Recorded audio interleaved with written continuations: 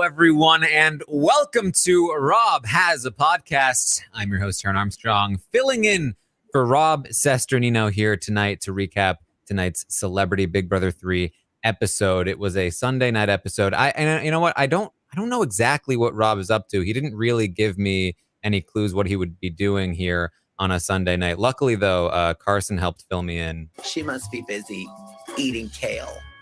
That was what I think he's doing. But we are here to recap tonight's episode. So welcome and come and join us. Hang out as we talk about. This was actually, I thought, a very good episode of Big Brother. And with me to do this podcast, of course, is Geneva. How you doing, Geneva? I'm doing great, Taran. Very happy to be here. I'm actually glad that it was a really exciting, action-packed episode. So looking forward to breaking it down with the both of you. Yes. Also with me here tonight is Lita. How you doing, Lita? Hello, I'm great. I do think that kale is one of the conventional Super Bowl Sunday snacks in the U.S. Yeah, I mean, well, it's when Carson said it, it really made me realize. I was like, whenever I can't get a hold of Rob, I'm just like, well, of course, kale. He could be watching The Real Housewives of Salt Lake City, maybe. I don't know. I think that might be on too tonight. I can imagine, that and Joe Millionaire, he seems to be very fond of. Oh, yes. Favorite show. So, yes, we are here tonight. And seriously, guys, you're going to want to listen to this recap because seriously, it was a good episode. The announcer even says so. Seriously, you don't want to miss this, no matter what game might be on another channel. I can't believe he said that. I guess they, at least their self-awareness, right? Because obviously a huge thing is on tonight, but they still proceeded to put it in the schedule. I mean, I guess they know some people will watch because, there's some people who might not want to watch it, but still, for ratings, maybe not a good idea. Do you think that they're gonna... Oh, sorry. I was just wondering if they were gonna have a house meeting and tell them who won the Super Bowl. Did they do that on the last Celebrity seasons? Well, we already had the whole quiz about who's in the Super Bowl. Do we really need another thing? You don't think that the former professional athletes want to be updated on the biggest sporting event of the year? I'm sure they do. But it's just wild to me. Could you imagine being somebody that's going back and rewatching the season and then the episode opens with Seriously, you don't want to miss this, no matter what game might be on another channel. What are you talking about? What game? Game? Huh? Yeah, if you had no context, it would be so confusing. Yeah. Not editing for rewatches, I guess. Although Carson later does explain it. Yeah, they could say that at any point this season because the Olympics are also on a different channel. True. True. The Olympic Games. Yeah. I normally wouldn't refer to the Olympics as games. I just call them Olympics. But some of them are games like hockey. That's true. But you'd still call it the Olympic hockey game, right? How'd you do at your skiing game? Well, I guess there's more than one game. So I guess it's just encompassing all the games that happen. All right. Well, let's get into the episode here. I feel like now, obviously, the events of this episode, I imagine most people are not pleased with the sort of end result so far. But in terms of actual content in an episode and, versus filler in an episode that's making me tired and sleepy, I feel like this is probably the best episode of the season. Am I wrong? I don't think you're wrong. Honestly, it was probably the episode I was most engaged with, not only because I need to be engaged to obviously talk about it, but I was actually sometimes, I think there's an occasional zone out moment that I may have because they're just putting in stuff that I don't really care to see. I could just watch that on the feeds. So I was really, really actually happy about the content that they did put in this episode. I feel like they kind of told a lot of the story that was really important for us to kind of understand how this week is going to work. I certainly haven't seen every episode this season, so it really makes me feel like I didn't miss much if this episode, half of which was an HOH competition, was the best television of the season. Well, that's the problem is that pretty much every episode has half of it as a competition, so... Exhilarating. I thought the HOH competition was much more palatable than most competitions. Usually, I do feel like we got through it a little bit faster than we normally would. And I feel like just the format of the wall, it just makes a lot of sense for how they edit the competition. Now, normally we might get something like some flashbacks of what happened before the HOH competition.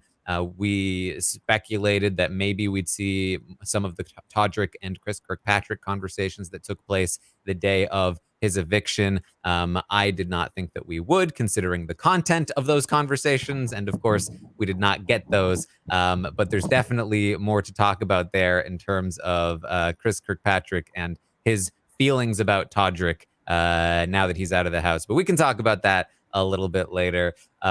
We get into this HOH competition, and it is the one that we started, the other night here on Friday.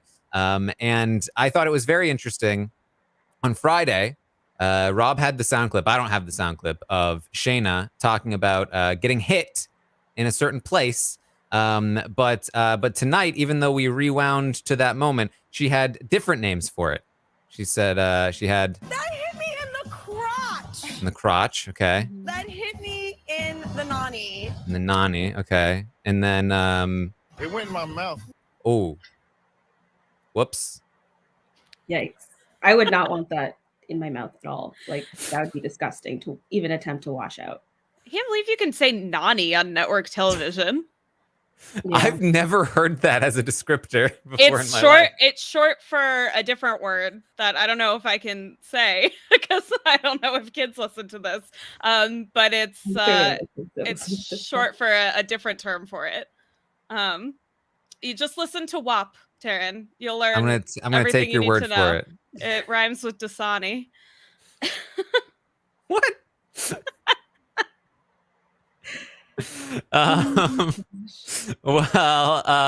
Okay, somebody just said it in the chat. I'm still like, okay, maybe. So they, I mean, and she described this on the feeds as well, that she got hit in the nani, and she had a big blue circle around her crotch for much of the rest of the competition, which I did. That was the case. That looks. I'm sorry, Shayna. What do we know what these consist of? Like what materials go into these things? It doesn't seem sanitary in a pandemic world. It's oh man, I almost went somewhere else. It's paint that is corrupted by viruses, is what you're saying? No, I'm just saying it all seems unhygienic because I don't know what these mystery fluids are. And now we're all more conscious of our hygiene, and I don't want strange powders being launched at my crotch. It's not ideal. And then it's also, they only like have limited showers too. So you kind of, that must have just not been ideal to have to wait to clean up after that. Yeah, and just knowing that like there's a big circle around my my nani might be on television. I feel like I'd be like, I don't love this. Oh my god. You're drawing attention to a lot this season. You know, I just bar and pooping. Somebody's gonna clip Taran saying my nani, and it's gonna make the rounds on the internet. We know it's gonna be out of context. They're probably going to quote that. Yeah, well, what can you do? That hit me in the nani. I don't know what I'm supposed to talk about here. So Lamar is going to go down. He's having trouble. He's a little too tall for this competition. And then Cynthia's going to go down as well. She says she's got the leg strength, but not the arm strength. And they both went out around when the feeds went up, and then it was a little while before the next person dropped. The leg strength required to this challenge is just standing. Pretty much. Yeah. I don't think you need to be like, oh, but I have so much leg strength. I can't believe I lost. You're just standing. You know, maybe they just don't stand enough. Yeah. I mean, I don't know. Do they get Fitbits in the house? I mean, like, fitness reminders. I train my leg strength every night on this podcast because I stand for the podcast. Yeah, it took me, I think, a year to realize you were standing the whole time, and I was shocked. I don't know if I could have done that, honestly. Well, I don't want to brag, but it's all the leg strength. Yeah, maybe you would be good at this endurance challenge. I don't know. Could you imagine if I had to podcast like leaning into my desk the whole time? Like, okay, this is what we're doing. That 100% seems like a thing that you would do, though. You'd be like, I didn't have time to get my workout in today, so I'm going to do the podcast in a plank. Oh, man, if I could podcast during workouts, my life would improve dramatically. Maybe I you should just, do I life don't know. like that or something. It would genuinely, it would combine two very time-consuming aspects of my life. You could just put like pedals underneath your desk and do like a little Yeah, spin class during a a little, podcast little and nobody would cardio. even know. Yeah.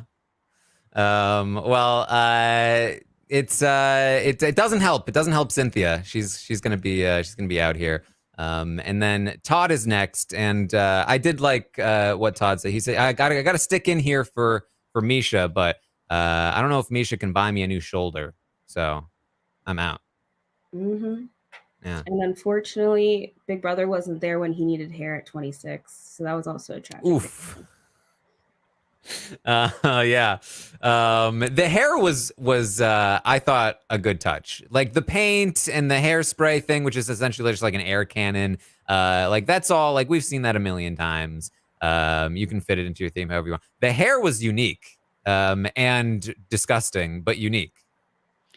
I just know from wearing like cheap dance costumes and stuff that has that kind of shit on it. Like it doesn't matter how far away from your mouth it is, it will get in your mouth and it will be so annoying. Oh, it would, wouldn't it?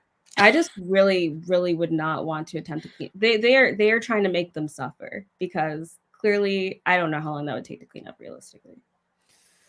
Yeah, Carson we saw, and I believe Carson was the first person to do this, very cleverly uses the hair to wipe down the bars so that he has a better grip there. He was also better at kind of kicking the hair away from where his feet were, as you saw later that Todrick's feet are going to start slipping, and I think part of that is because he's stepping on hair. So you got that. But then it's going to come down to Shayna, Carson, and Todrick, and we're playing up this big rivalry. Two groups, two sides of the house. It's coming down to this. It's Shayna and Carson, who she just saved with the veto, versus Todrick. And whichever side wins, it's going to potentially set the rest of the season on its course for where we're going to go, who's going to be successful. And Shayna, unfortunately, is not able to cut it. She's going to drop, and it's down to Todrick and Carson, the rivalry and the friendship that has started it all. And it all comes down to this, Geneva.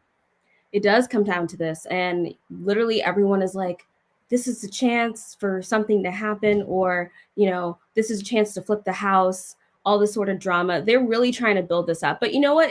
It's good. It's good that we don't have, you know, everyone working together. It's nice that we kind of have some sort of division. You know, there is a little bit of blending here and there with certain like individuals, but it's good to see that. But even I think, you know, Todrick realizes like this is kind of a point where he might not even be able to, you know, stay up there. So he knows that he needs to make a deal for himself, and he might not be able to save his own, you know, closest ally, Misha, at this point.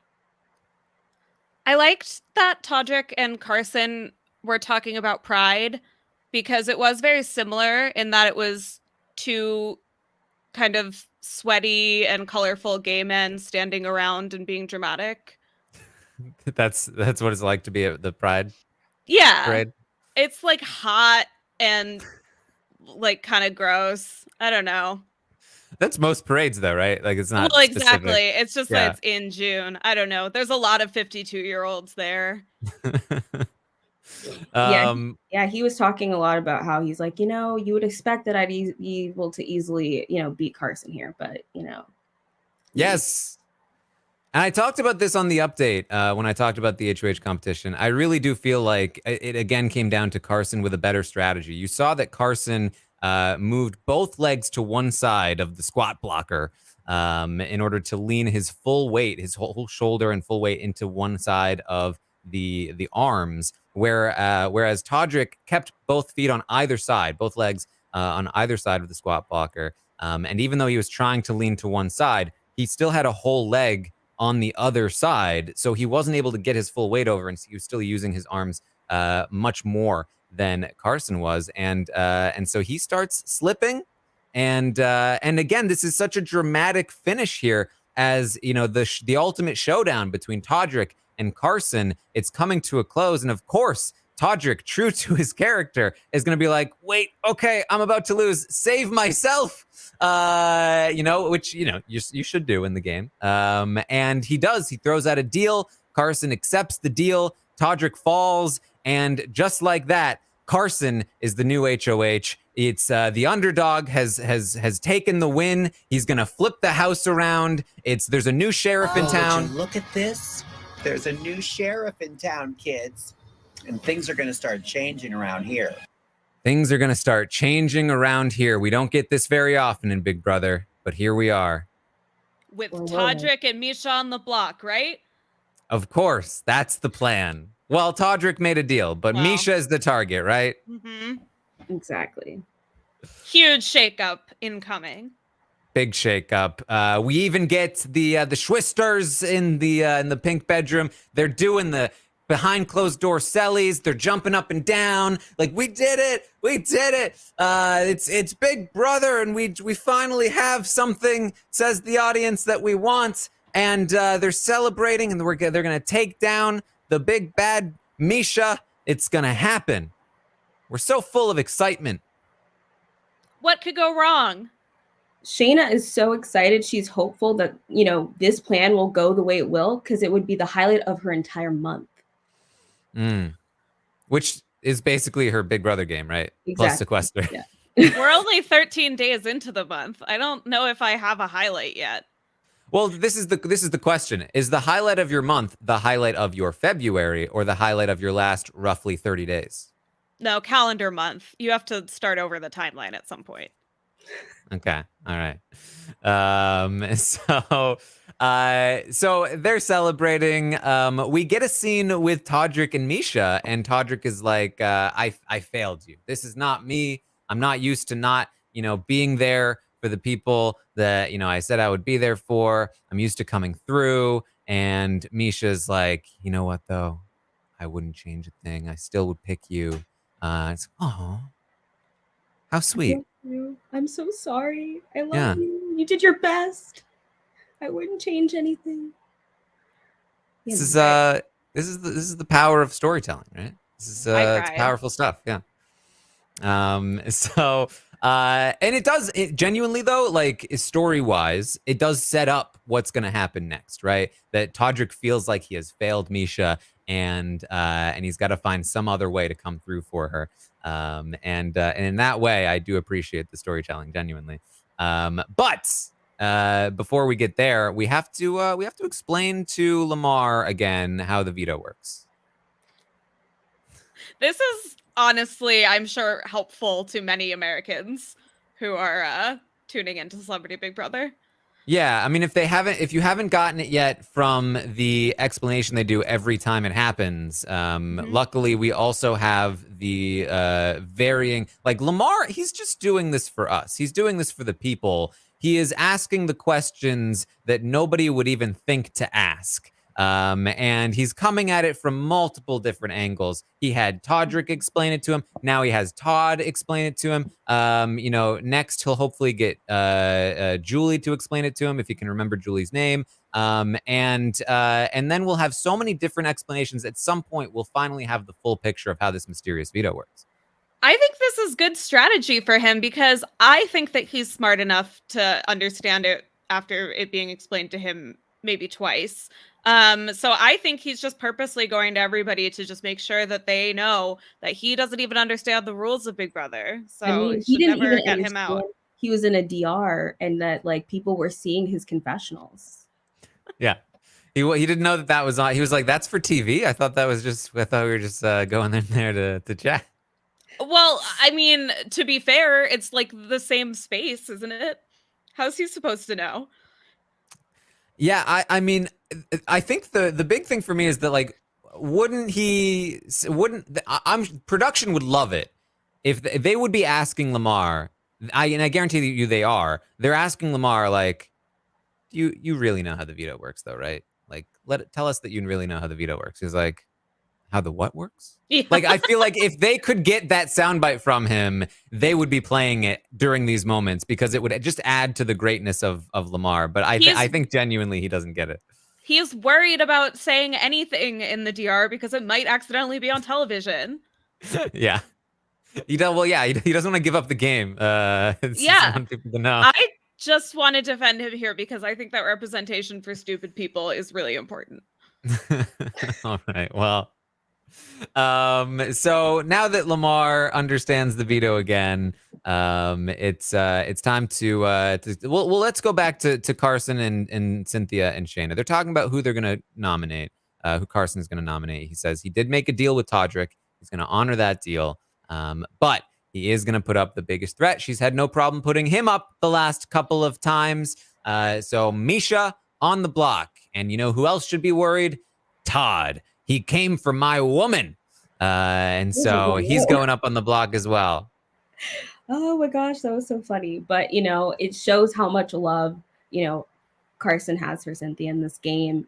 And like, even when, you know, the whole like fight went down, like, you know, he's like, Cynthia's fine. Like, don't worry about it. Like, you know, he is there to defend her regardless of what's going on.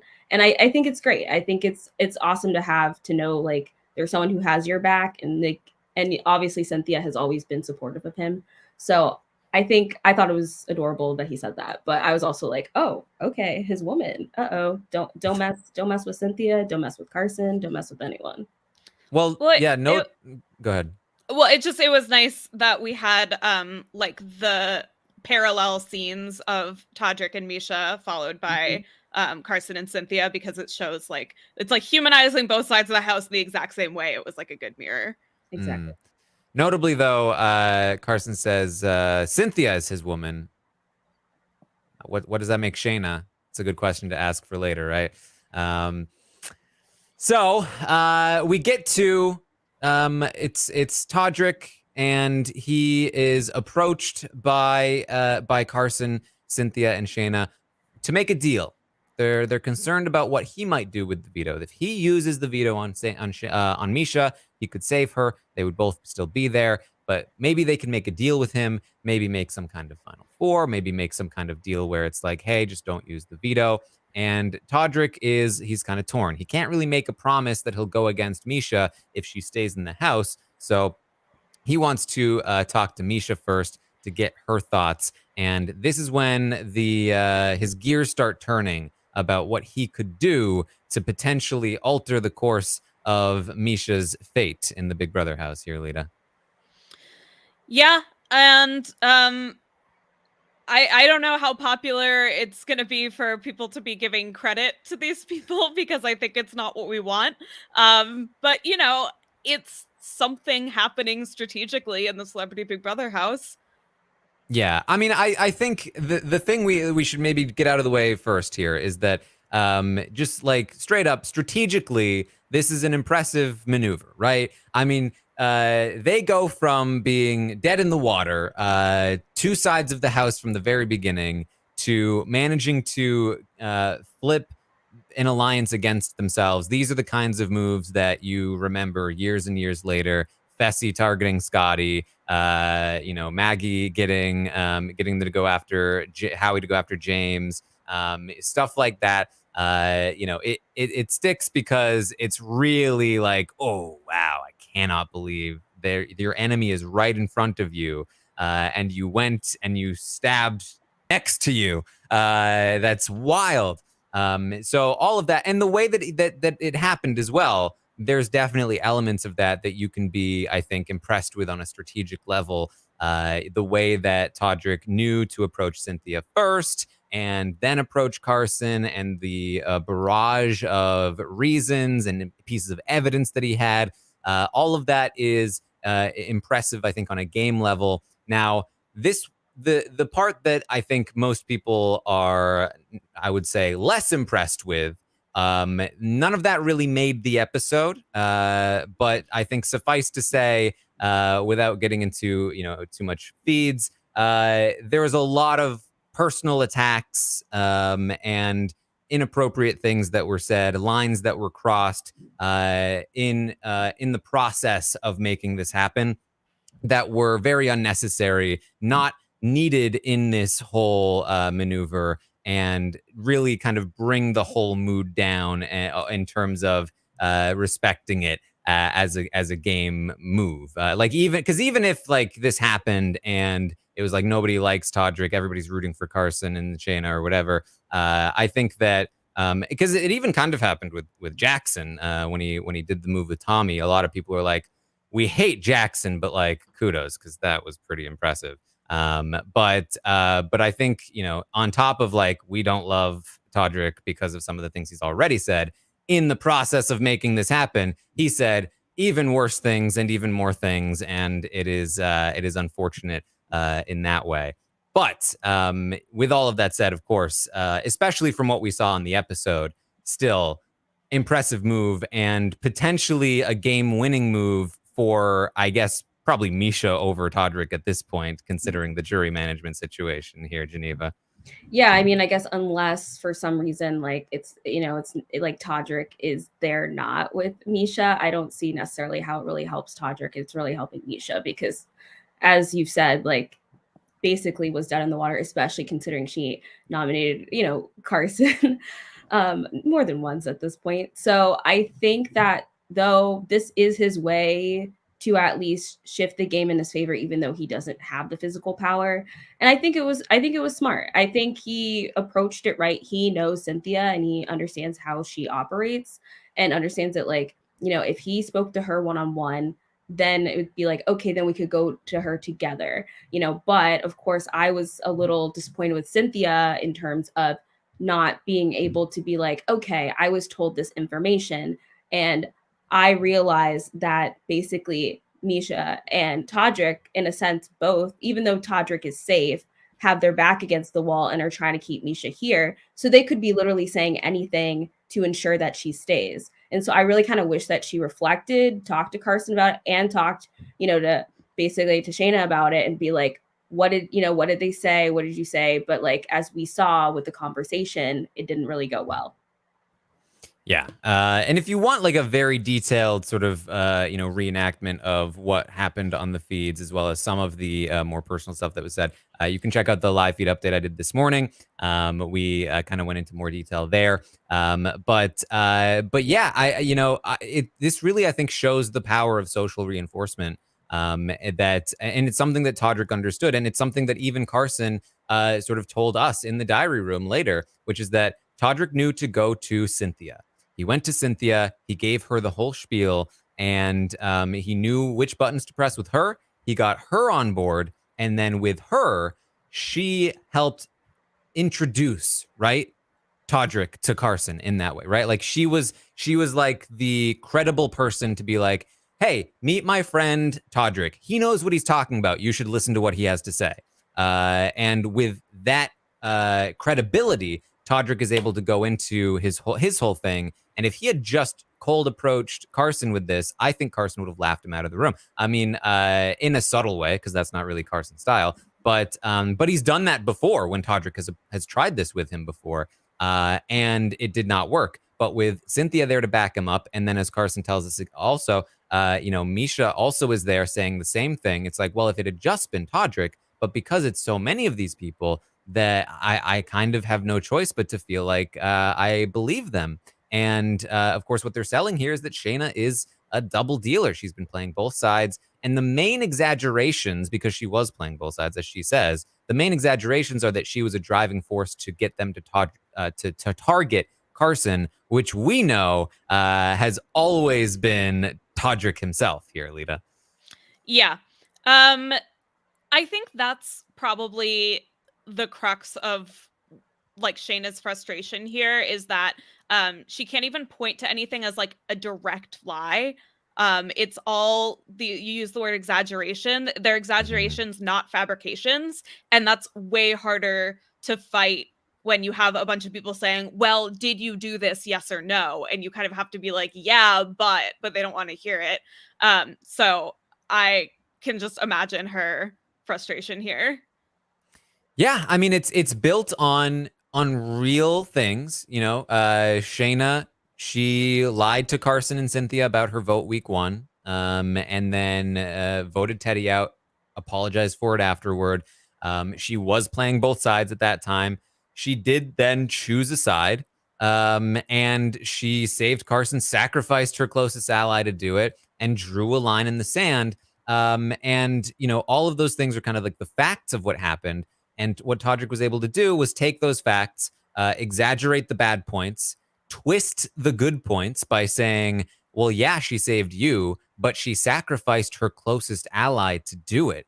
If she could do that to Chris Kirkpatrick, imagine what she would do to you if she found you less useful. And he said to Cynthia, you would never turn on Carson the way that she turned on Chris Kirkpatrick, right? And Cynthia was like, never. And so he twists the good parts, he exaggerates the bad parts, and then he makes up some key lies, just straight up like this was not true. She never pushed them on Carson. She didn't want them to go after Carson because she wanted them to be at war for as long as possible. But by making that one lie in a sea of truths and exaggerations, it's very difficult for her to deny it while she has to admit so many other things, but say those qualifications on them. And she's not prepared for any of this. And ultimately, this ends in disaster here for Shayna, Geneva. Yeah, it really does. And it got to a point where, Cynthia did not want to listen. Cynthia did not really understand, where she was coming from. She's like, okay, well, if you did all these other things, this doesn't really show that you've been working with us, and even Cynthia's like, we've been protecting you, which was a little weird to me in a sense, because I was like, well, Shayna's been the one winning the competitions, and she literally protected Carson by bringing off Carson off the block, but also in a way protected Cynthia too, because she risked her own ally and let Chris Kirkpatrick go home to save Cynthia so they could all move forward as a team. So I think it's really, like you said, like the way that Todrick had framed the whole situation ultimately kind of led to this, fracture in this group, when ultimately, literally, it's the same story. It's just that it's just not being heard in the right way. But then it got even crazier because then Cynthia's like, well, you should go to Misha and Todrick and like say this in front of them, like that, like what happened, what took place. And so, but then Shayna doesn't feel comfortable really doing that. And, it kind of just gets to this point where she's just like, I guess if I have to go on the block, I have to go on the block. But it's, it's kind of sad because it's like, even though, Shayna was playing both sides, she does, make it clear. She literally drew a line in the sand. She really is trying to work with them, but now they're not hearing her out and they're not all communicating. It's just kind of like not being really processed. It's just like, oh, we hear that you were playing both sides. You're a snake. We don't trust you. We've been trying to work with you, but it's kind of beyond repair at this point. Yeah. Cynthia really wanted to hear Shayna say to Todrick and Misha's face, I never once said you should target Carson. And she unfortunately doesn't really do that in this moment. She says, what are you talking? I was never in a Final Four with you. We never had a name. And they say well, you don't need a name to have an alliance. It doesn't have to be named to be an alliance. To be fair, she may not know that. Yeah. And she says, what are you guys are the ones that have wanted to go after Carson this whole time. Which it again, and I don't blame her. In the moment, she's not prepared for this. She doesn't know what she needs to say. But I think from Cynthia's point of view here, it sounds like she's dodging the question. And then she says, you know what, screw it. If you believe this, if you really believe this, just put me up anyway. And she walks out. And as we talked about on the update this morning, as soon as she walks out, it really just all crumbles in on top of her. Yep, see. And then Todd gets in on it and they just start talking endlessly about all of the ways in which she is definitely a liar. And they're able to take what little she did say to bury those points so that she can't use them again. And it is not looking good for Shayna here, Lita. It's so sad. It's just when you have I think for her, it's even worse because I think on some level, Cynthia and Carson had a predisposition to already believe this, just because Carson says something about all the puzzle pieces are coming together. Like a Scooby-Doo episode. Yeah, sure. They take off the mask and it's a Shayna mask and underneath is still If Shayna. if it wasn't for you meddling Todricks, Yeah. I would have gotten away with it. Yeah, like it just doesn't really make sense to like see Cynthia as this, I mean to see Shayna as like this great mastermind. So I think Carson and Cynthia were a little bit predisposed to already believe this, which at that point Shayna's already put on the defense. She doesn't have a single advocate, at least from what we saw in the episode. And it's just frustration. I think at that point you realize that nothing you can say is going to change this. So I would shut down in that situation too. Yeah, and I mean the irony of it all is that had Shayna just continued to play both sides, she probably would have been fine. The problem is that she did choose a side. She chose Carson and Cynthia, and she even drew a line in the sand publicly, outed her own position, and sacrificed her own ally for the betterment of that team.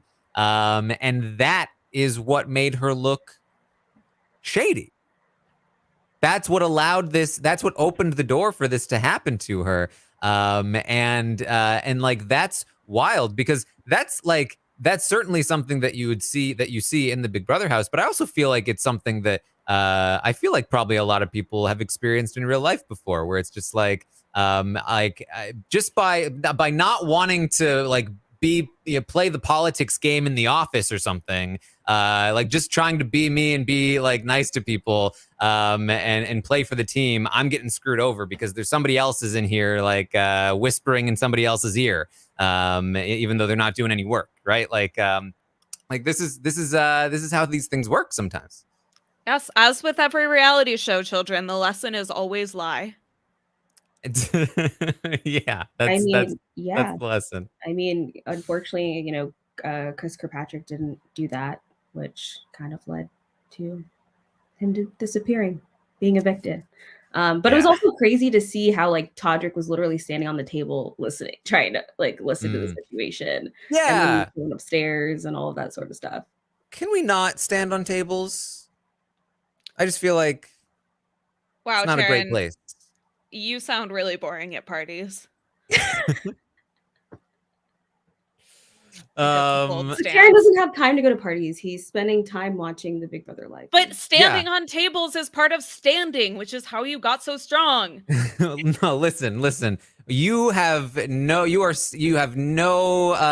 standing ground here to talk about my social life. The only reason any of the three of us are here is because we're the only people that were available this Sunday night during the Super Bowl.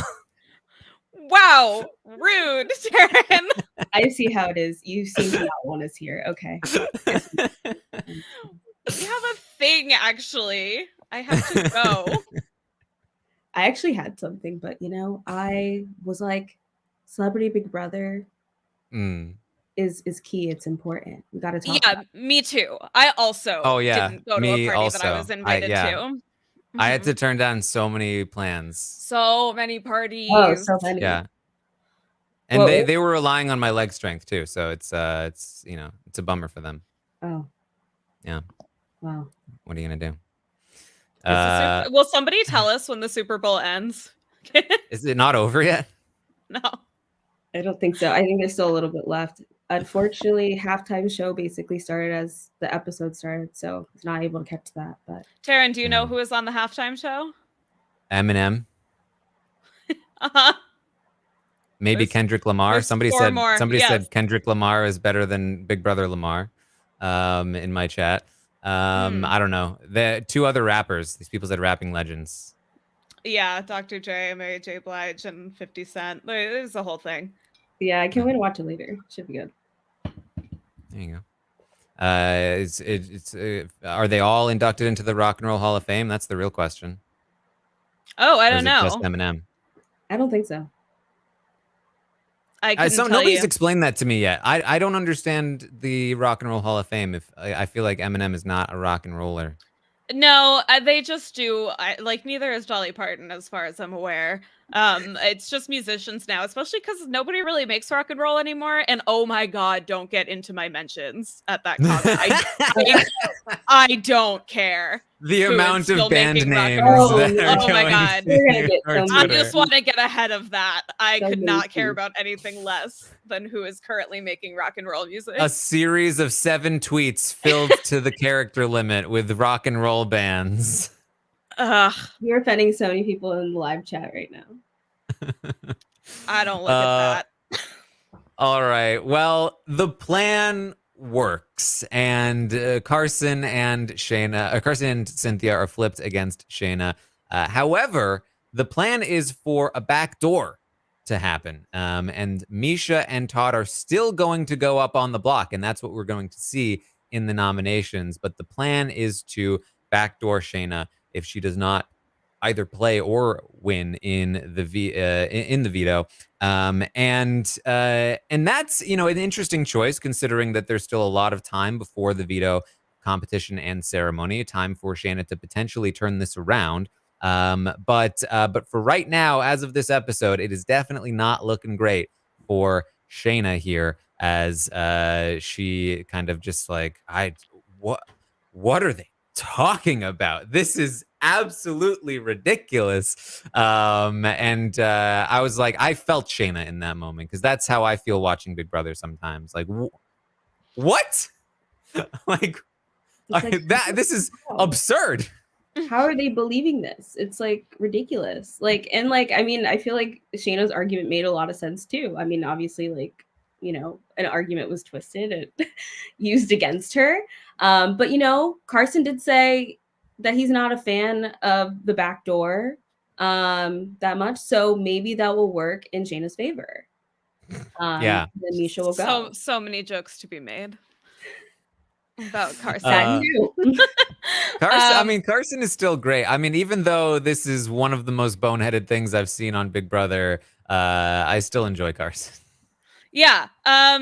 He's very funny. I liked him throwing shade when Misha didn't come to see his HOH room. Which, is she's saying, like, I'm just being real, like, I'm not going to be fake. You're being a bad sport. This is just a thing that everybody does, and you just do it. I feel like I talk about this all the time, but I don't understand why so many people equate being polite with being fake. Yep. Right? Like how is that's not being fake. That's just being impolite. Human decency. Yeah. Because it's not as though Carson is this like really terrible person who has made Misha's life a living hell and said awful things about her, and she will not dignify him with being polite to his face. This is just a guy that's against her in the game and won the competition. Like, you don't have, if you are telling me that it would be fake to be polite to him, I think that tells a lot about how you are viewing him right now just because he beat you in a game. Yeah. Can you imagine just being an adult and like finding out that like somebody that you know doesn't like you, and you're like, wow, and they were polite to my face. They're such a liar. Fake. Yeah, like they said thank you when I handed them something. Ugh, what a liar. I love the way that Carson handles it though in the DR with the kale comment. She must be busy eating kale. And then they show her with cards. It's such a Carson insult to kind of like to not really even go after her. Just she didn't show up. She must have been busy eating kale, which is like not a huge dig, just a little bit of a dig, right? Yeah. Just like Rob Sesternino eating kale. He's always doing that. Oh yeah. I don't know why. I mean, that's why he's not here. So. I mean, look, this is what happens when Rob is not hosting a podcast. You get the real truth from the podcast. You know how there's a start time to every podcast, and then usually we're like we're a little late, a few minutes, 5 minutes or so. Rob likes to say, "Oh, I'm getting sound bites," or maybe it's somebody else's fault. There's somebody with technical issues. No, it's all a lie. What he's actually doing is stuffing his face with kale. every time. And we have been silent about it for too long. The truth needs to come out. Rob is a kale problem. Sound bites, more like kale bites, bites of kale. Yeah, and it needed to be addressed, Taran. So I really appreciate that you brought this to everyone's attention, because it is a dramatic thing. I mean, it literally caused him to leave his own podcast. Yeah, and I'm doing this for him. It's for his own good. I just want him to get better, and hopefully there are no professional ramifications from this. But I just couldn't hold my tongue any longer. The Super Bowl just ended. Do you think Rob is going to come in here and defend himself? What does the Super Bowl have to do with it? I doubt Rob is even. Did the world run out of kale? Sorry, I forgot. Yeah, what is he defending himself about? This intervention that Taran's staging. Yeah. All right. Well, hopefully we can get all of that sorted. But Taran, do you want to guess who won the Super Bowl? Do you know what teams they are? Are we? I don't know if we're allowed to spoil it. Is that spoilers? Okay. Yeah, let's not. That would be insane to get spoiled on the Super Bowl. On a Big Brother recap podcast. Well, also just like you're on the internet during the Super Bowl, like you're gonna get spoiled. Who's recording it for later? DVR it tomorrow, so they're gonna be very disappointed when they see the spoilers. That's out. deranged. Here's what I want. If there's even one person listening to this podcast that's like, thank you, Taran, for not spoiling the Super Bowl, I want you to tweet at me at Armstrong Taran and thank me, and then I'll know that I did the right thing. If nobody tweets that at me, then I'm gonna be like, you know what? Should have just spoiled the Super Bowl. Taran, that was a heck of a dodge getting out of naming the two teams that are in the Super Bowl. You really took us on a long walk there. But then typically, if people don't want to know what happened with the Super Bowl, they just need to stay off social media. They just need to mute the hashtag. All that. Is everybody tweeting with the Super Bowl hashtag so that people don't get spoiled? Hashtag Super Bowl.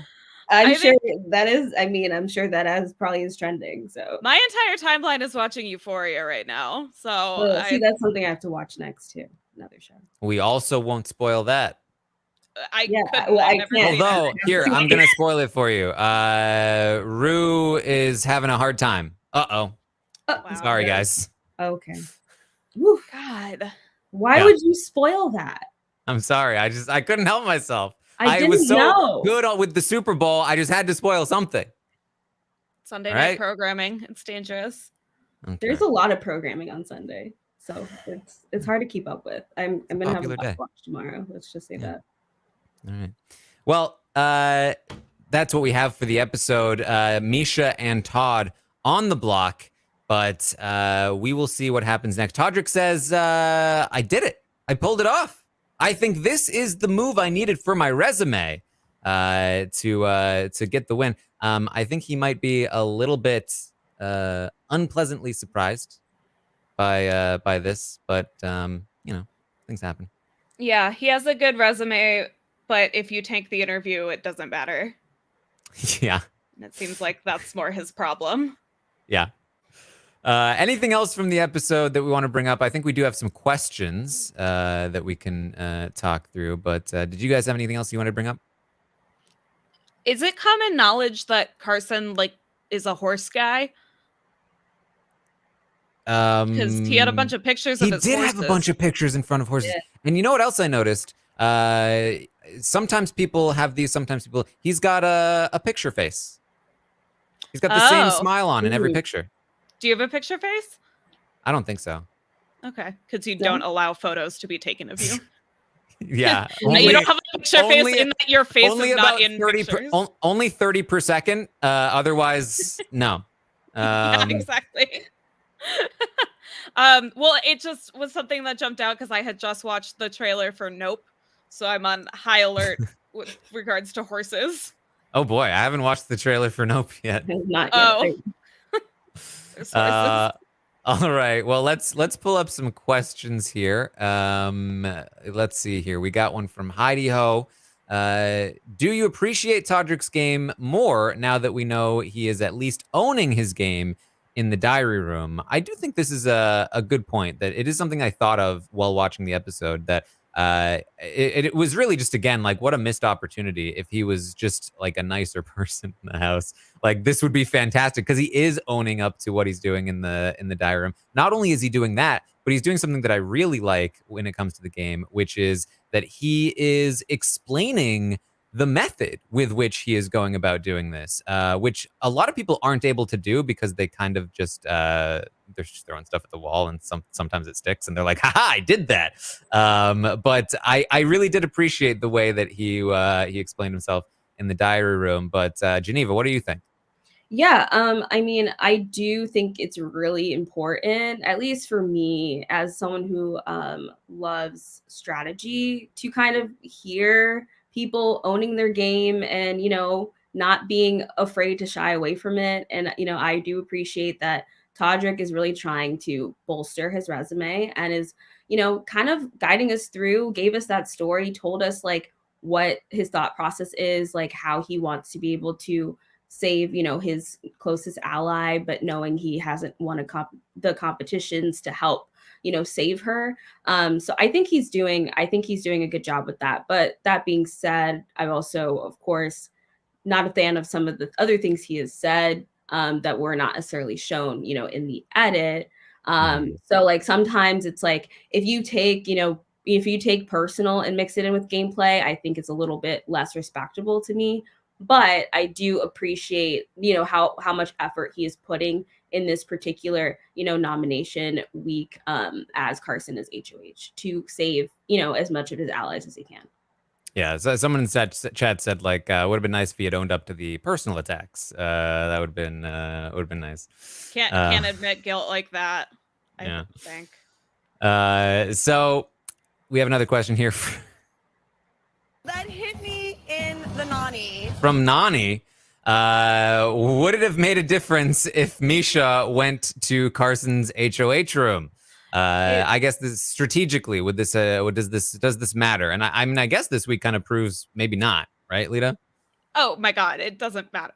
No, like, what difference would it made? Misha got exactly what she wanted. Yeah. So it would have hurt because she would have been being fake.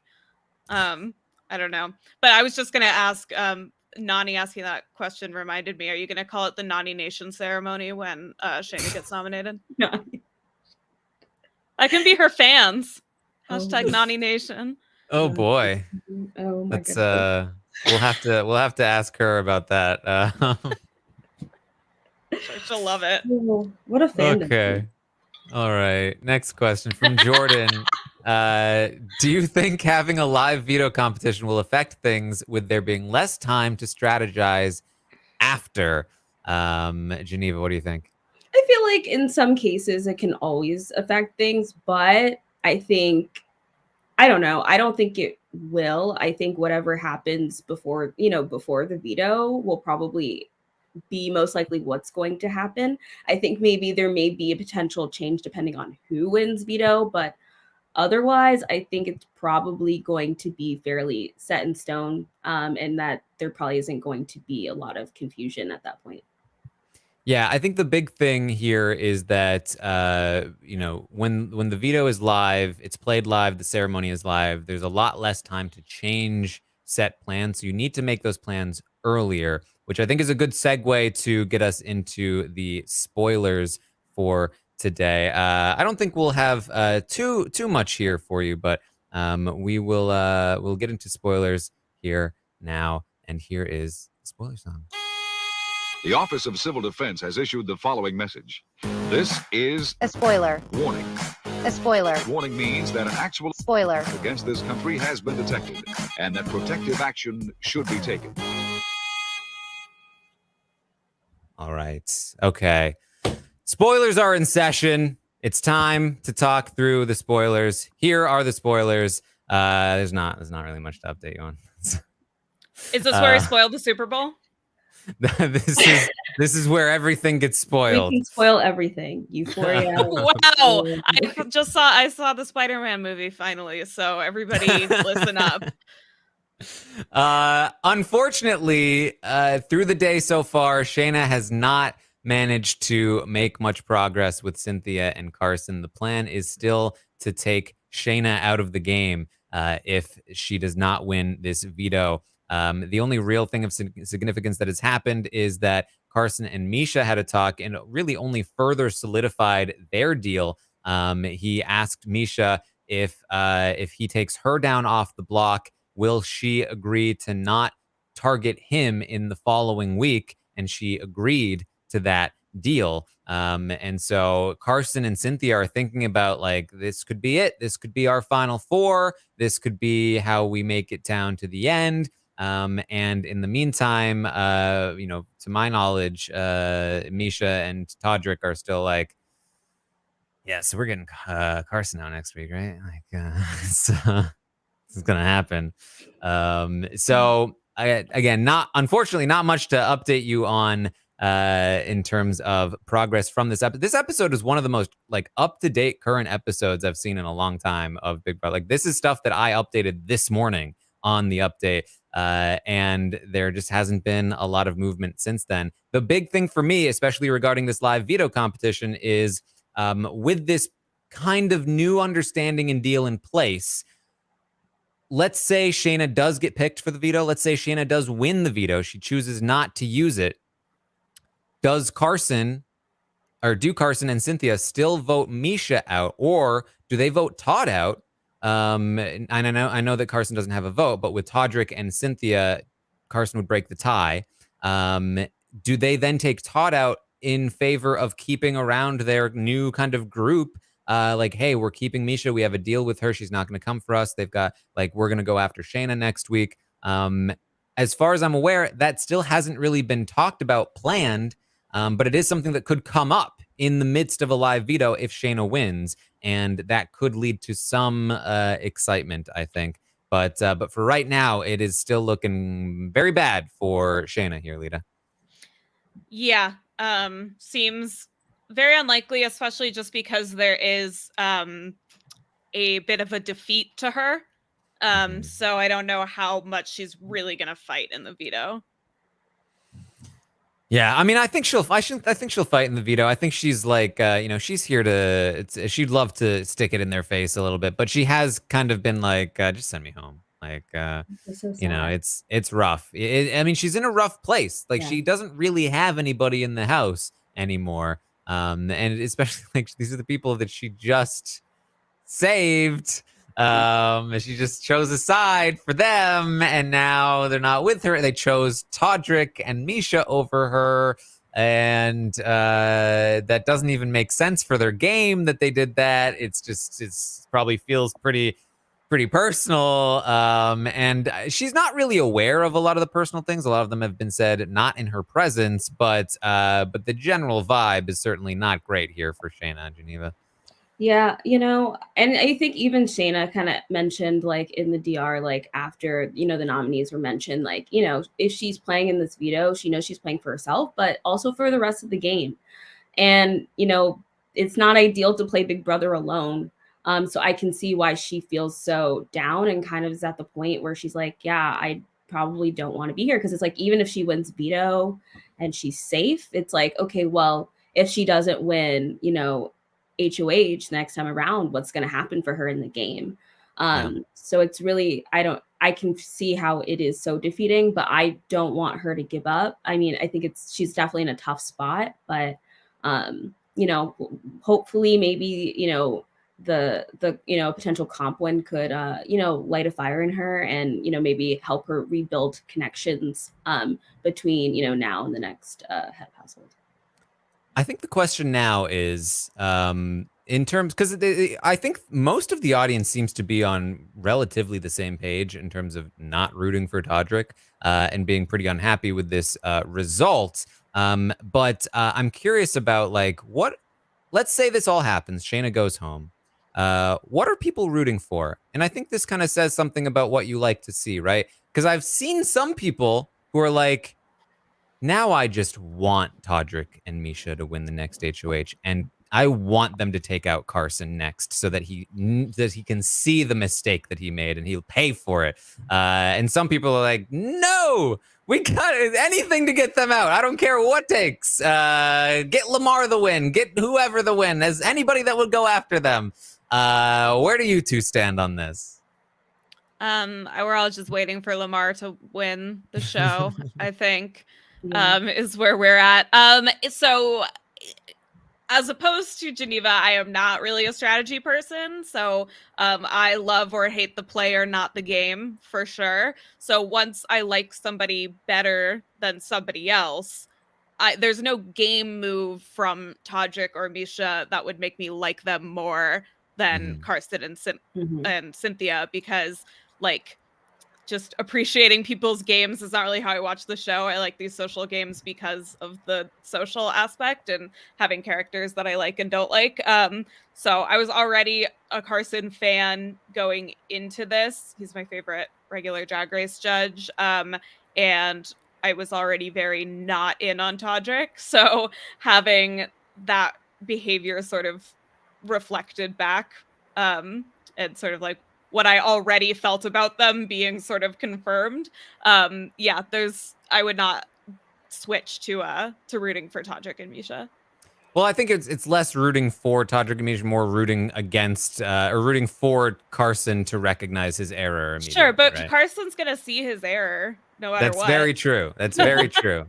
But I Yeah. think people want to see it on the show, right? Because he'll see it after he's out, but people won't be able to see his. People are very they really love to just like revel. Oh yes, oh he's really realizing. Oh he thought he was the sheriff, Oh, would you look at this? There's a new sheriff. but really he was just now wow. This is now wow. That's it. If there's one thing the entire human race loves, it's comeuppance. Yeah, I think for me, so I'd say like even though I do love strategy, I also love a lot of players for like who they are as people. So if they're awful people, I'm probably still not going to root for them, even though maybe I can acknowledge maybe they are playing a good game, but I still feel that a huge part of the game is social awareness and the social aspect. And so like even like Misha not, going up to the HOH room, I feel like that's partially bad gameplay. But I think for me, like I am frustrated with Cynthia and Carson, but I probably still will be rooting for them anyway. I think I would be nice though to see maybe like a Lamar Todd one just first maybe to see what would happen. I mean, I know they're working with working with I guess Misha and Todrick, but I don't know. I just it would just be really, I think, or maybe interesting to see like, I don't know, maybe even Cynthia win because that hasn't happened yet. But I just feel like this it's kind of got to the point where like for me it's not always about, I guess, having people feel the revenge. I mean, sometimes that's fun. Like sometimes like when I play games, I'm like, okay, well if you cross me, then like I want you to feel the karma. But I think it depends. I think I'm still going to root for the same people that I was rooting for. But how about you, Taran? What are you thinking at this point? Well, that's the thing. I think part of what has made this whole situation painful for people, or so painful for people, is that in one fell swoop, they kind of lost all of their rooting interest. So people, especially who like watch the show to like root for somebody, and like that's sort of their primary drive. Like if you were rooting for Shayna, she's probably leaving. If your backup was rooting for Carson and Cynthia, it's their fault. And so it's like now it's hard to root for them. And so like and then like maybe you've got like Lamar, but it's like how does it's hard. It's kind of like where does that come into play, right? So I think people kind of, as I said, in one fell swoop, they just kind of lost all of the people that they could have been rooting for. And I think that's been rough for them. But I guess you have to root for who you dislike the least, in this situation. Like, it's like, okay, if it's between this person and this person, well, it's like, okay, well, I prefer this person to win HOH over this person. So it might come down to that. Because I think sometimes like there have been seasons where I'm like, I don't like who's left, so I'm just rooting for this person because they're slightly more bearable than this other person. Yeah. The Survivor Worlds Apart effect, as we call it. Oh no. All right. Well, any final thoughts tonight for the episode or for what's happening here in Big Brother? Geneva, any final thoughts? Final thoughts. Well, I hope that Carson and Cynthia really reflect and think about what was said and the ulterior motives that were coming from Todrick and Misha, but I don't know if that's necessarily going to happen. I hope that Shayna gets a little bit more energized and positive for, the potential of a veto competition, and that, she'll be able to be safe, or be able to turn around her game. Just also because I'm also once I feel like because she, it was very like intriguing to watch this middle game, it'll be kind of disappointing to see her go. So like, I just kind of want to see, what would happen if she was still around, especially considering, there's been this tension between her and Cynthia. Like, who is she really going to work with moving forward if she were to stay? So yeah, I think it would be intriguing to see how that pans out. Yeah. Lita, any final thoughts? No, it was nice to see two people yelling at each other because that's the whole point of Celebrity Big Brother, it seems. So got some more classic reality show vibes with people screaming at each other today. And I'm looking forward to the Paramount Plus reboot of The Nanny, starring Fran Drescher.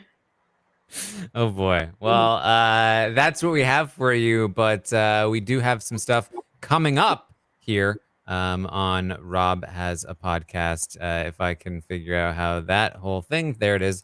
Tomorrow morning, I will be live to update you on everything that happens today on the Big Brother Celebrity Live feeds. I will let you know. I imagine that Shayna is going to be making some kind of last minute push, whether that's tonight or tomorrow, to try and flip Carson and Cynthia back to her side.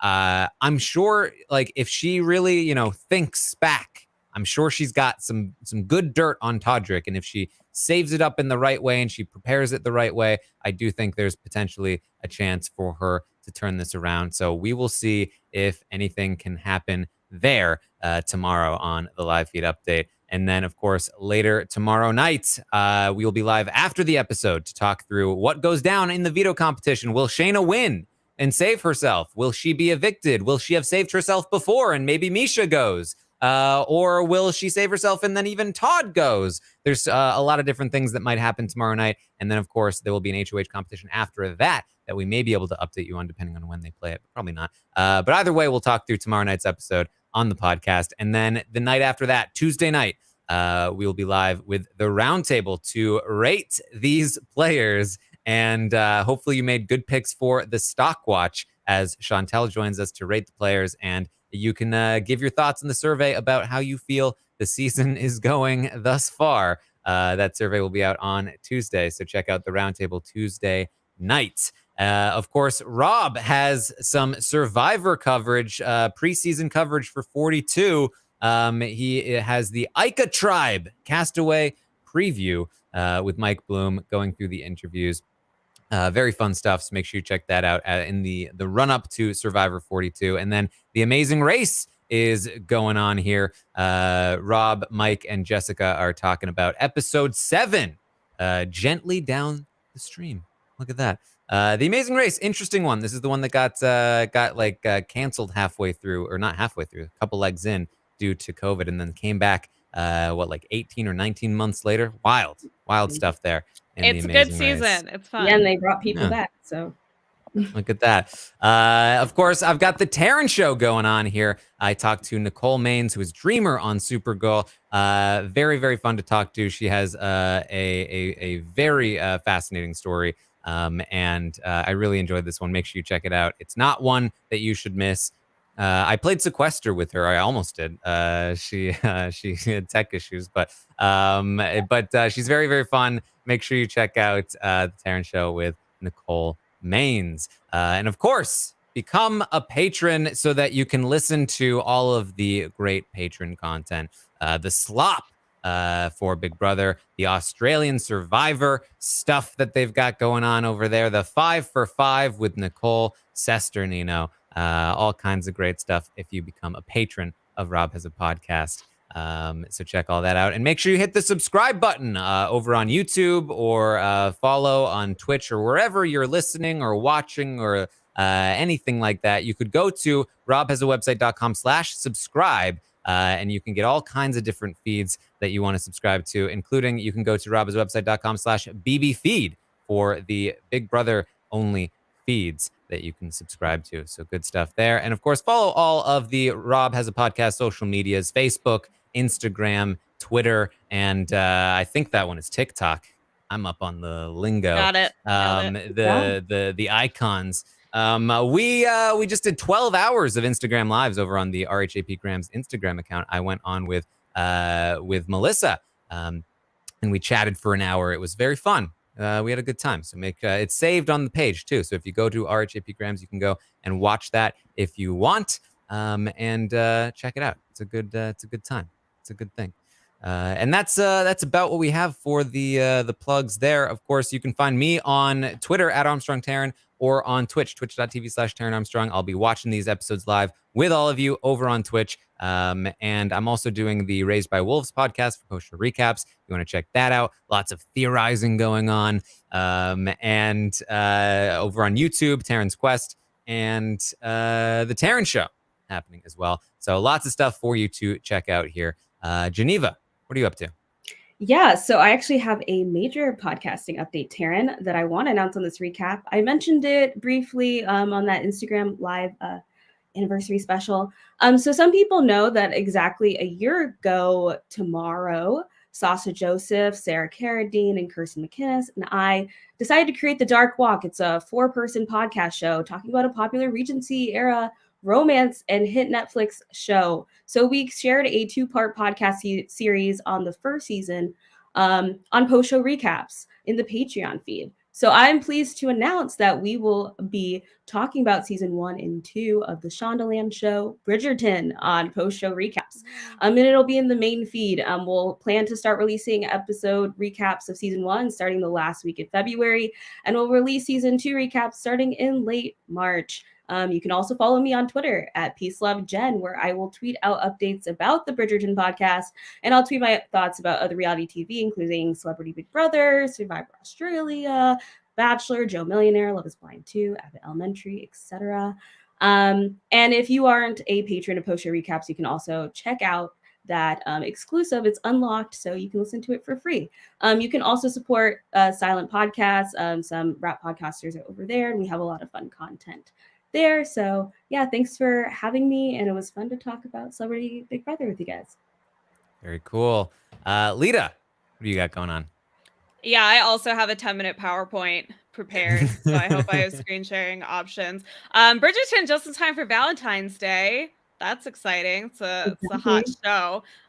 Which, by the way, it's funny that Rob's going to be on tomorrow. He's too busy tonight, but not on Valentine's Day for these. So like it's harder to eat kale. Yeah, when you're busy with Valentine's. Yeah, you can follow me on Twitter at Lita Tweeted. You can follow me on Instagram at Lita Grammed. I subscribe to BoJack Horsepod. I was on that recently. Subscribe to Lonely Boys, Hoppy Boys. That's what I've been doing lately. I think that's it. Happy Valentine's Day. Eat some junk food. Is that a Valentine's Day thing? Junk food? Yeah. I guess chocolates. Eat some chocolate. Yeah. I don't know. It's a day to like be nice to yourself, I think. Yeah. That's true. Like you know what? I did see a heart-shaped pizza. Yeah. I feel like it's a great thing. Yeah, one of my friends actually made like a homemade heart-shaped pizza yesterday at this event that we were at. So it was pretty good. Yeah. All right. Well. Yes. Happy Valentine's Day. I hope you all have a good one there tomorrow. Thank you all so much for joining us here tonight. I hope you had a good time with us, even though Rob was busy with his kale. But we had fun, I think, with all of you. So thank you so much for joining us, and we will see all of you next time.